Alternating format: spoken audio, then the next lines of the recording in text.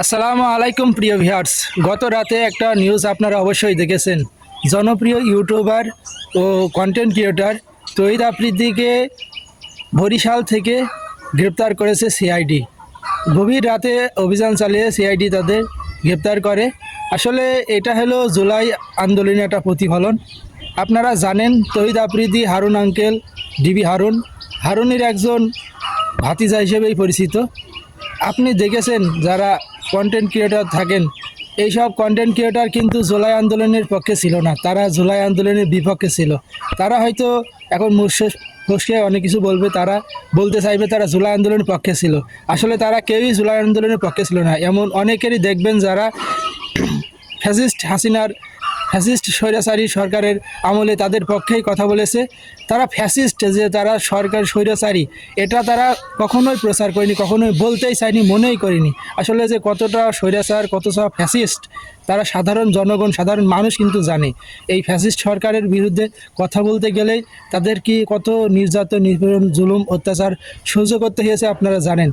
আর তারই সেই একটা প্রতিফলন আপনারা দেখতে পেলেন। তহিদ আফ্রিদিকে গত রাতে সিআইডি তাদেরকে বরিশাল থেকে গ্রেপ্তার করেছে। এর আগে আমার জানা মতে নোয়াখালী ছিল, নোয়াখালী থেকে সেখান থেকে তথ্য পেয়ে ভারত পালানোর জন্যই গিয়েছিল বরিশাল থেকে ওখানেই সিআইডির হাতে আটকা পড়ে। আপনারা আরও জানেন যে তহিদ আফ্রিদি একজন বিখ্যাত জনপ্রিয় কন্টেন্ট ক্রিয়েটর ও ইউটিউবার। তাদেরকে নিয়ে আমাদের কিছু বলা যায় না। আমরা হলো ছোট কন্টেন্ট ক্রিয়েটর এবং নিম্ন পর্যায়ের বললেই চলে।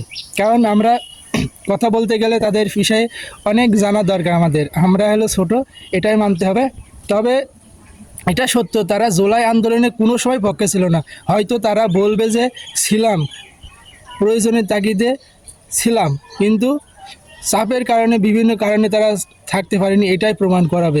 এটা বাস্তব যে তারা কখনোই ছিল না। ফ্যাসিস্ট সরকারের আমলে তারা যেভাবে চলেছে জানেন। তার বিরুদ্ধে অনেক কেস আছে, তার বিরুদ্ধে, তার বাবার বিরুদ্ধে। জানেন মাই টিভি সম্পর্কে একটা তথ্য আমি দেখেছিলাম। মাই টিভি তার বাবার নামে আছে।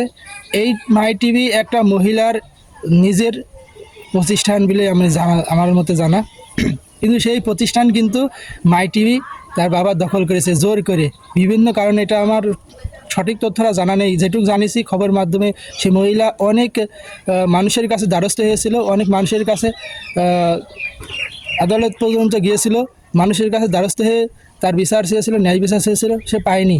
কারণ সে ফ্যাসিস্ট সরকারের আমলে তারা ফ্যাসিস্টের পক্ষে ছিল, ফ্যাসিস্ট তাদের পক্ষে ছিল। জুলাই আন্দোলনের সময়ও দেখেছেন এরা কিন্তু সেই কাজটাই করেছে, যাতে জুলাই আন্দোলন, জুলাই যোদ্ধারা যাতে এগোতে না পারে, জুলাই আন্দোলনের যেন পটভূমি সঠিকভাবে প্রস্তুত না হয়, সেজন্য তারা কিন্তু অনেক কাজ করেছে।